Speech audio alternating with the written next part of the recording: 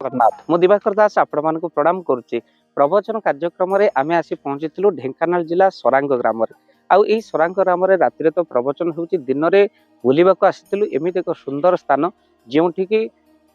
अनंत शयनधारी भगवान विष्णु निजे शयन कर जल मध्य ब्राह्मणी नदी पठारे एते बड़ विशाल भव्य मूर्ति आपड़ केबे देखि नथिबे। भाविलु एका कहीं दर्शन करूँ आपण मैंने आम सहित जोड़ी होती भाव दिवाकर चैनल सहित जोड़ी होती तो चलतु ये सुंदर दृश्य को आपण दर्शन करूँ आउ आपण भाव गदगद हूँ कहीं प्रभु दर्शन मात्रे पाप न रहे तार गात्रे भगवान को दर्शन कले शरीर भितर पाप रहे ना। एठिकार किंवदंती कहुए जो नाविक ये ना चलाऊे आउ डंगा चली से कात मारिला बेले से कात बाजी भगवान विष्णु देहर मध्य धार धार रक्त बाहरी